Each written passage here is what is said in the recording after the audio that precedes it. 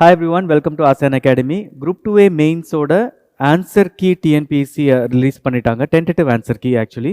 So இந்த tentative answer keyல இதுக்கு முன்னாடி எல்லாருமே 150 plus சொன்னவங்க எல்லாருமே பார்த்தீங்கன்னா ஓவராலாக ரொம்ப ரிடியூஸ் ஆகிருக்கு அவங்க மார்க்ஸு. ஸோ ஒருத்தவங்க 150 151 சொன்னவங்கலாம் இப்போ 145 144ல் வந்துட்டு இப்போது கரண்ட்டாக ட்ரெண்ட் பண்ணுறாங்க. ஏன்னா because of close to 7 questions வந்து எக்ஸ்பர்ட் கமிட்டிக்கு வந்து டிஎன்பிஎஸ்சி ரெஃபர் பண்ணியிருக்காங்க. ஸோ நம்ம டோட்டலாக ஸ்கோர் எடுக்கும் போது 193க்கான ஸ்கோர் தான் நம்ம எடுக்கணும். ஸோ இந்த வீடியோ வந்து எதுக்குன்னா 193க்கான உங்களோட ஸ்கோர் என்னன்னு சொல்லிட்டு நாங்கள் ஒரு கூகுள் ஃபார்ம் கொடுக்க போகிறோம். Please report that. பட் ஓவராலாக என்னோட அப்சர்வேஷனும் நான் உங்களுக்கு அதை பற்றி பேச போகிறேன்.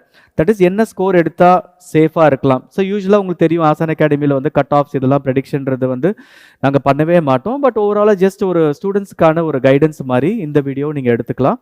ஸோ இப்போ வந்து என்னென்னா முன்ன இருந்த 150 அப்படின்னு சொல்லிட்டு இருந்த ஸ்கோர்ஸ் எல்லாமே இப்போ போய் இப்போ நிறைய பேர் நீங்கள் கேட்குறது இப்போ யூடியூப்பில் ஓப்பன் பண்ணாலே எல்லாரும் என்ன சொல்கிறாங்க, எனக்கு வந்து ஸ்கோர் வந்து 145 142 இந்த ரேஞ்சில் தான் சொல்கிறாங்க.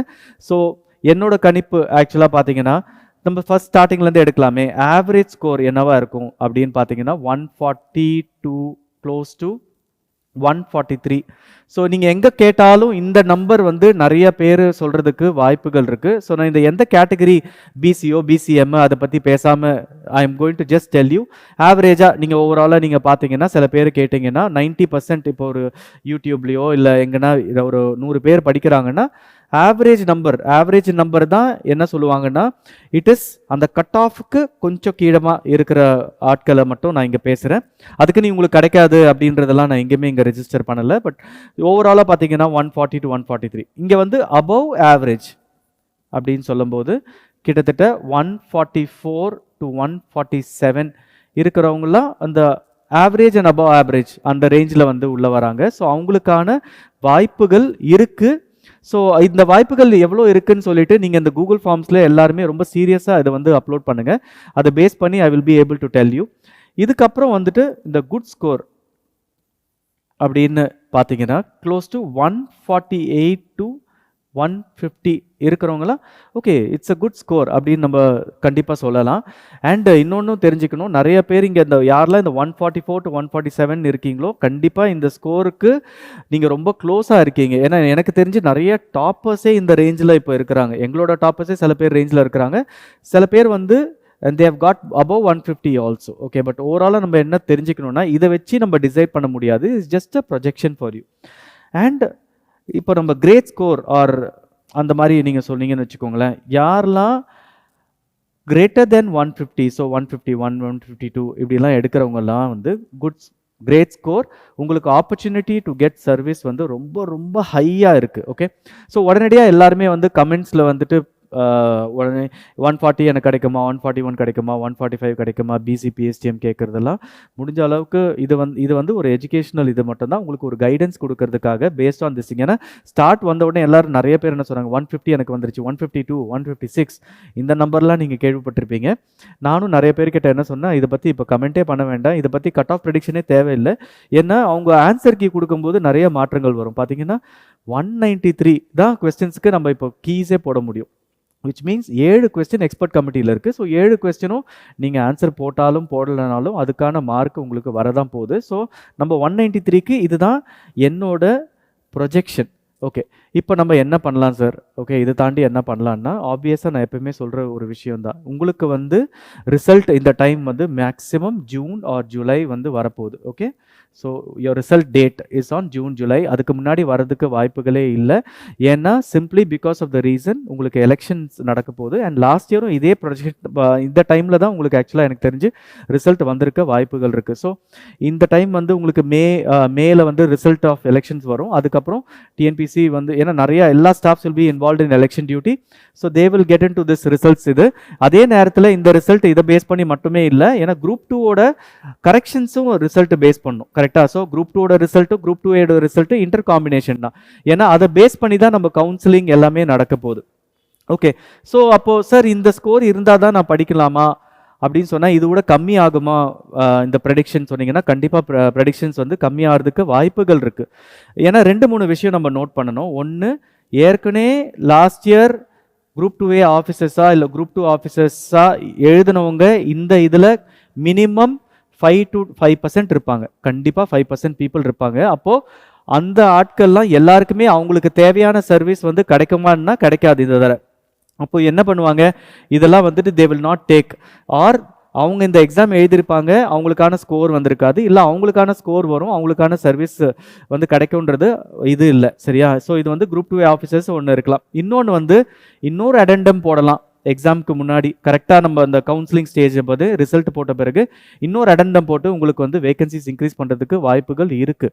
ஸோ அந்த மாதிரி இருக்கும்போது என்ன ஆகும்னா ஓவராலாக வேகன்சிஸ் இன்க்ரீஸ் ஆகும். அண்ட் ஓவராலாக வேகன்சிஸ் இன்க்ரீஸ் ஆகும்போது இந்த கட் ஆஃப்லேருந்து மேபி ஒரு மார்க் இல்லை ஒரு கொஸ்டின் மேபி ரெடியூஸ் ஆகலாம், இல்லை 2 கொஸ்டின் ரெடியூஸ் ஆகலாம். We never know. Okay, so இது எல்லாமே உங்களுக்கு வந்து ரோல் பிளே கண்டிப்பாக பண்ண தான் போகுது. ஸோ அதெல்லாம் நீங்கள் பாசிட்டிவாகவே இருக்கலாம். பட் நான் பாசிட்டிவாக இருக்கிறேன்னு சொல்லிட்டு நீங்கள் வந்து சில பேர் வந்து இப்போ இந்த ரேஞ்சிலலாம் இருக்கீங்கன்னு வச்சுக்கோங்களேன். எந்த ரேஞ்சில் இருந்தாலும் இந்த 151 இந்த 150க்கு மேலே இருக்கிறவங்க வந்து நீங்கள் கான்ஃபிடென்ட்டாக இருக்கலாம். ஏன்னா உங்களுக்கு சர்வீசஸ் கிடைக்கிறதுக்கு வாய்ப்புகள் இருக்குது. மற்ற எல்லாருமே நான் சொல்கிறது என்ன விஷயம்னா, இப்போது உங்களுக்கு நெக்ஸ்ட் எக்ஸாமோட டேட் எடுத்து அக்டோபர் 25. இந்த வருஷத்துக்கான குரூப் 2 எக்ஸாம் அக்டோபர் 25. அண்ட் சூப்பராக என்ன பண்ணியிருக்காங்க, குரூப் 4 எக்ஸாம் தூக்கி டிசம்பரில் வச்சுருக்காங்க. ஸோ உங்களுக்கான செப்டம்பரில் உங்களுக்கு you are having group 1 exam, அக்டோபரில் வந்து உங்களுக்கு குரூப் 2 எக்ஸாம், குரூப் 4 எக்ஸாம் வந்து டிசம்பரில் இருக்குது. ஸோ உங்களுக்கு ஓரளவுக்கு சஃபிஷியன்ட் டைம் இருக்கும். எப்போ சஃபிஷியன்ட் டைம் இருக்கும்னா, இப்போத்துலேருந்து நீங்கள் படிச்சிங்கன்னா உங்களுக்கு சஃபிஷியன்ட் டைம் இருக்கும். ஏன்னா இப்போ சப்போஸ் நீங்கள் இந்த ஸ்கோர் தான் உங்களால் வாங்க முடிஞ்சதுன்னா வச்சுக்கோங்களேன், என்னை பொறுத்த வரைக்கும் நீங்கள் இன்னும் ப்ரிலிமினரியில் கொஞ்சம் வீக்காக தான் இருக்கீங்கன்றது அர்த்தம். ஏன்னா ஹையஸ்ட் ப்ரிலிமினரி ஸ்கோர்ஸை வச்சு தான் உங்களால் வந்து 2A மெயின்ஸ் மாதிரி ஒரு எக்ஸாமை கிளியர் பண்ண முடியும். யாரெல்லாம் குரூப் 2ல் வந்து போய் அந்த எக்ஸாம் எழுதுகிறாங்களோ அவங்களாம் யூஸ்வலாக குரூப் 2Aல சர்வீஸ் வாங்குறவங்க தான். ஏன்னா அவங்க 2Aல வந்து தட் இஸ் அவங்க வந்து சிங்கிள் ஸ்டேஜ் எக்ஸாமினேஷன் ப்ரிலிமினரியில் வந்து ரொம்ப ஹை ஸ்கோர் எடுத்திருப்பாங்க. அப்போது உங்களோட ஸ்கோர் அதில் இல்லாததால் நீங்கள் என்ன பண்ணணும், திருப்பியும் ப்ரிலிம்ஸ்க்கு படிக்கிறதுன்றது உங்களோட சேஃப்டி. ஓகே, இல்லை நான் படிக்க மாட்டேன்.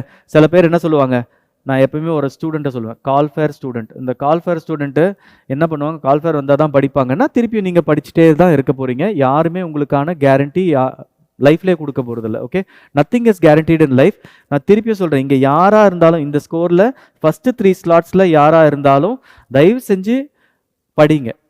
வை? பிகாஸ் உங்களுக்கு இங்கேருந்து ஆரம்பிச்சிங்கன்னா கூட எவ்வளோ மாதம் இருக்குன்னு நீங்கள் நினச்சி பாருங்கள். ஏப்ரல், மே, ஜூன், ஜூலை, ஆகஸ்ட், செப்டம்பர் 6 மாதம் சாலிடாக இருக்குது. திருப்பியும் உங்களால் ப்ரிலிம்ஸும் படிக்க முடியும், மெயின்ஸும் பேரலாக படிக்கணும்னு நினச்சா படிங்க. ஆனால் ப்ரிலிம்ஸ் படித்தாலே எனக்கு தெரிஞ்சு ஆல்மோஸ்ட் சிலபஸ் இஸ் சேம். ஏன்னா உங்களுக்கு மேக்ஸும் நீங்கள் படித்தாகணும், யூனிட் 6 படிச்சாகணுன்ற பட்சத்தில் ஆல்மோஸ்ட் சேம். நீங்கள் என்ன பண்ணணும்னா அடிஷ்னலாக என்ன பண்ணலாம் அப்படின்னு சொன்னீங்கன்னா, இப்போத்துலேருந்தே நீங்கள் வந்து பாலிசி டாக்குமெண்ட்ஸை ரொம்ப தரவாக படிக்கலாம். இப்போ வர பட்ஜெட்டை படிங்க, எக்கனாமிக் சர்வே படிங்க, ப்ளஸ் உங்களுக்கான anything with respect to Tamil Nadu government திட்டம், இப்போ வந்து கவர்மெண்ட்டில் வந்த எல்லா ஸ்கீம்ஸும் படிங்க. பாலிசி டாக்குமெண்ட்டை ஒன்றும் விடாமல் படிங்க. ஸோ அது வந்து உங்களோட ப்ரிலிம்ஸ்க்கும் யூஸ் ஆகும், 2A மெயின்ஸுக்கும் இல்லை குரூப் 2ஓட நெக்ஸ்ட் ஸ்டேஜ் லெவலுக்கும் உங்களுக்கு எல்லாத்துக்குமே யூஸ் ஆக போகுது. So make sure that you are going to prepare from today onwards. ஏன்னா நீங்கள் ஜூன் ஜூலை வரைக்கும் நீங்கள் ரிசல்ட் வெயிட் பண்ணினீங்க வச்சுக்கோங்களேன். சப்போஸ் உங்களுக்கு அந்த ரிசல்ட் கிடைக்கலன்னா என்ன ஆகும், you have only 1 month time. August, September hardly அது கண்ணு திறக்கிறதுக்குள்ளே திருப்பி நெக்ஸ்ட் ப்ரிலிம்ஸ் வரும். அந்த ப்ரிலிம்ஸில் நீங்கள் வந்து சரியாகவே ப்ரிப்பேர் பண்ணியிருக்க மாட்டீங்க. எனக்கு தெரிஞ்ச சில குரூப் 1 ஸ்டூடெண்ட்ஸ்லாம் லாஸ்ட் டைம் குரூப் 1 ப்ரிலிமில் கிளியர் பண்ணவங்க இந்த டைம் குரூப் 1 ப்ரிலிம்ஸில் கிளியர் பண்ணல. அதே மாதிரி எனக்கு தெரிஞ்ச ஒரு டாப்பர், அவங்க வந்து லாஸ்ட் டைம் குரூப் 2ல் வந்து மெயின் ஸ்டேஜ் வரைக்கும் போயிட்டு மிஸ் ஆனவங்க இந்த டைம் குரூப் 2 ப்ரிலிம்ஸே கிளியர் ஆகலை. த ரீசன் பிகாஸ் இந்த டைம் உங்களுக்கு தெரியும் general English is for higher standard. இப்போ ஸ்டாண்டர்டுன்னு சொன்ன உடனே 2 பேர் அடிச்சுப்பீங்க, Tamil medium English medium. But ஓவராலாக வந்து ஸ்டாண்டர்டுன்னு சொல்லும்போது ரொம்ப லென்த்தி அண்ட் டைம் கன்சியூமிங். அதால் தான் நீங்கள் இந்த டைம் எங்களோட ஸ்டாண்டர்ட்லேயே பார்த்தீங்கன்னா there are people who have done 152. எங்களோட ஸ்கோர் இப்போதைக்கு 152 ப்ளஸ் சில பேர்லாம் அதிக தாண்டியும் கொஞ்சம் இருக்கிறாங்க. ஆனால் ரொம்ப கம்மியான பீப்புள் தான் இருக்கிறாங்க. அந்த 152லேயே ஒருத்தவங்க எடுத்தவங்க வந்து தமிழ் மீடியம் தான். ஸோ இதுலேருந்து நம்மளுக்கு என்ன தெரியுதுன்னா, இந்த time next phase every phase நீங்கள் படிக்கும்போது அந்த ஆப்ஷனல் லாங்குவேஜ் வந்து ரொம்ப கிரிட்டிக்கலாக இருக்க போது. ஸோ இப்போத்துலேருந்தே நீங்கள் படிக்க ஆரம்பித்தா உங்களுக்கு ரொம்ப நல்லது. General English student please understand that general English is again going to be more tougher. அதுக்குன்னு உங்களால் சர்வீஸ் வாங்க முடியாதுன்னா இல்லை, பட் அந்த டஃப் ப்ராசஸ் இருக்க போது நீங்கள் ப்ரிலிம்ஸை தாண்டிட்டீங்கன்னா கண்டிப்பாக நீங்கள் மெயின்ஸில் நீங்கள் கன்ஃபார்மாக கிளியர் தான். ஆனால் ப்ரிலிம்ஸ் தாண்டுறதுன்றது வந்து எக்ஸ்டென்சிவாக உங்களுக்கு பேப்பர் வந்து ரொம்ப லென்த்தியாக இருக்க போது அண்ட் ஸ்டாண்டர்டும் ஒன் ஸ்டெப் ஹையராக பண்ணுவாங்க. ஸோ அதை நீங்கள் வந்து எதிர்கொள்ளணும்னா நீங்கள் நல்லா படிங்க, இப்போத்துலேருந்தே படிக்க ஆரம்பிச்சிருங்க. எல்லாருமே நான் சொன்ன மாதிரி இந்த கூகுள் ஃபார்மில் ப்ளீஸ் ஃபில்அப், இந்த லிங்க் இருக்குது டிஸ்கிரிப்ஷன் லிங்க்ல நீங்கள் கூகுள் ஃபார்மில் வந்து கிளிக் பண்ணுங்கள், உங்களோட ஸ்கோர் எல்லாத்தையும் ஃபில் பண்ணுங்கள். நம்ம இன்னும் கொஞ்சம் நாளில் சீக்கிரமாக மீட் பண்ணுவோம். I'll tell you ஒரு தோராயமான ஒரு ப்ரெடிக்ஷன்ஸ் என்ன ஆவரேஜ் இருக்குது என்ன இது இருக்குன்னு முடிஞ்சால் அந்த ஃபார்ம் கூட உங்களுக்கு நான் ஷேர் பண்ணுறேன். Bye guys.